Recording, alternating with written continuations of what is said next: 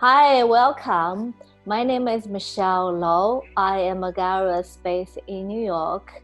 I'm also hosting a weekly virtual artist interview for artists included in the Golden Door exhibition. Golden Door exhibition is currently on view at the Silvermine Arts Center, which is located in New Canaan, Connecticut. The exhibition will stay until January. And Golden Door is telling a story of becoming American and being American by 11 artists originally from different parts of the world. So today we're speaking with Sofie Swann in your studio, right, Sofie? Correct. Home studio. Welcome. Thank you. Sofie has a quite dynamic background. You were born in Iran and spent your childhood there, and you traveled to several different places, including Boston and Paris, before land to Connecticut. Now you live in Connecticut.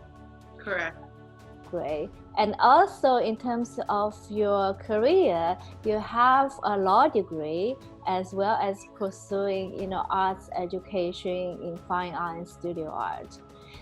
I think we're looking at a painting of yours behind you, right? That's right. Yeah. So tell us why switch from law to art? I think that's a pretty self-explanatory, response to that. I've always been a pretty creative person, always a lover of arts in many forms, and always looking for a way to have some kind of a creative outlet. And it wasn't until later in life that I really felt that art had finally called me in. It sort of chose me at that point in my life. And I just, dug into it, and it became sort of my life passion, really, and to this day. So the law part was my earlier life, but it really did not fill that void that I needed to be filled, which, art does for me. And I think your work, even though it's abstract, but it touched upon a lot of your experience, personal experience, but also speaking to experience of immigrant in a sense. Sure, especially my earlier works speak to that more than my more recent works. But I'm what I call myself an emotion-based artist. So I don't really think about composition or think about subject matter as much as I do about what I'm thinking and what I'm feeling, and that's what drives the painting, really, from beginning to end. And anything that I paint is done on the canvas, driven by what I'm feeling at the time. It could be based on a lot of it is based on memory, experiences of my life, whether it was from my childhood living in Iran, or life experiences in various other countries, or even experiences with people, interactions I've had with people who've been in my life or who've left my life. A lot of that, it's basically autobiographical in a way. My paintings it's telling my life story essentially on the canvas. Now, the end result isn't necessarily something that the viewer, might see, because how would they know? But that is what I'm feeling as I'm putting the paint on the canvas and creating the work. Okay, so let us look at some of the works included in the Golden Door exhibition, and you can tell us more about each of these works. So bring us into your experience and life. This painting is called Flight to Nowhere, and it very directly reflects my experience as a young teenager fleeing my country. And it directly relates to the day that I left my country And that was the last time I was ever there, and I never went back. And so there were a lot of different emotions attached to this painting, ranging from that feeling of loss and feeling of despair at leaving behind, family members and my parents, to feeling of hope, the hope you have as a child when you're getting on a plane and flying somewhere completely new and you're not going back, so some excitement and hope in there as well. And some of these figures are kind of supposed to be airplanes. Yes, I can see that. See that? Quick question. So where did you first landed when you left your home, Tehran? So when my brother and I were left together, he was younger than I was, and we first landed in New York City. And we stayed for a few days with some friends of my parents, and then traveled on to California, where my uncle had been living. And we ended up living with my uncle for quite a while, and until it was time, for me to go to college. And I came back east, and my brother also came back east to go to school. And it wasn't until about 2 or 3 years later, when the rest of my family, namely my parents and my baby sister, were able to arrive or come to the United States, and we were able to join them. So this work actually has a very mixed kind of mood, maybe melancholic a little bit, because the tone of the blue that you're using, is that somehow bring you back to that feeling of leaving the country and going to a different place, but also a new land, new opportunities. Yeah, absolutely. I mean, I think the blue, gray, and even sort of the darker grays that I've used, really reflect the sort of somber mood of that day. It really was a difficult day for me as a young teenager. But again, overall, when you look at the painting, I think it does, you don't look at it and think, oh, this is just so pure sorrowful. I think there's a sense of, a childlike element about it, a sense of hope about it, which is all the feelings that I was feeling at the time on that day when I left. And the title is quite reflective of your feeling too, I would assume. It says "Fly to Nowhere." Right, because the future was completely uncertain and unknown. Mm-hmm.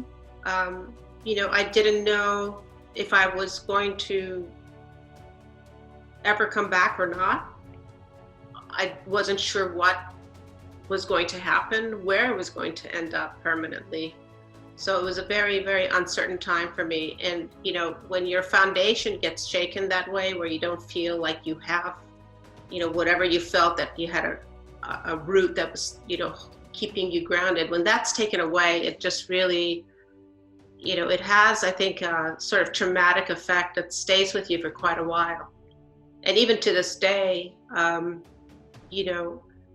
don't view anything as permanent, because I know that at any given moment, I feel like something can drastically change, and you can again lose that foundation. Mm-hmm. So I'm kind of, I'm, not that I'm always living on edge, but in a way I am. More of being present, or treasure the moment. Yeah. So now we're coming to American Dream. So tell us about this dream. I mean, I think this is really a dream that every immigrant has. America is such a symbol in other countries. It represents, a place where you can have freedoms, where you can be nobody and become somebody, where you can literally start from scratch and build a life, because there are opportunities.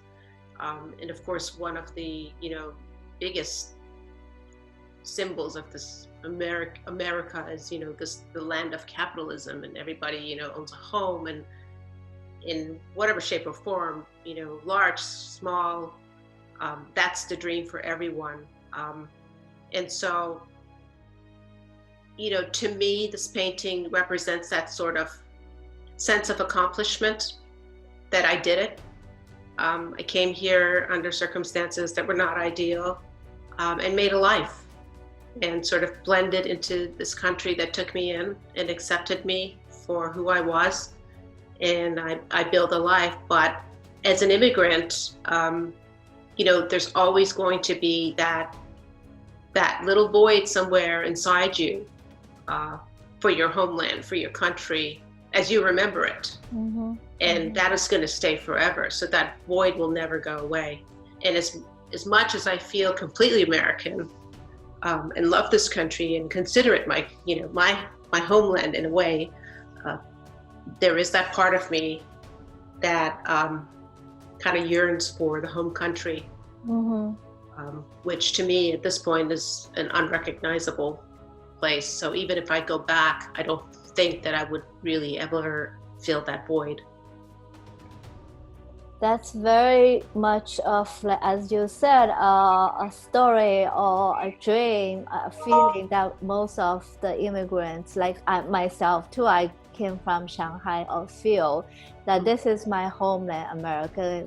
Particularly I'm in New York. New York is my home, and then there is a homeland far away somewhere else. May not be the actual place. It might be something that inside us. Correct. And so are you using acrylic or for this work, acrylic board? These are all on canvas, I believe. Mm-hmm. I did used to paint on birch a lot. I like I love the feel of it, but those paintings tend to get very heavy since I paint on the larger side. But I do paint mostly in acrylics. In fact, almost exclusively in acrylics over the recent years. And the reason I really like acrylics is because acrylics, in my view, don't give me time to think. You put it on and it dries fast. So, and I don't want to really think about what I'm doing. I want to feel what I'm doing. And so, with oil, I found that, it takes a time for it to sort of dry, and you have time to marinate in your mind, and that sort of defeats my process. So it didn't work as well for me. Mm-hmm. Interesting. I do want to also show our viewer this work. I understand we were not able to include it in the show, but that was initially was being looked at. Tell us about this painting. So this painting is called Walls Closing In.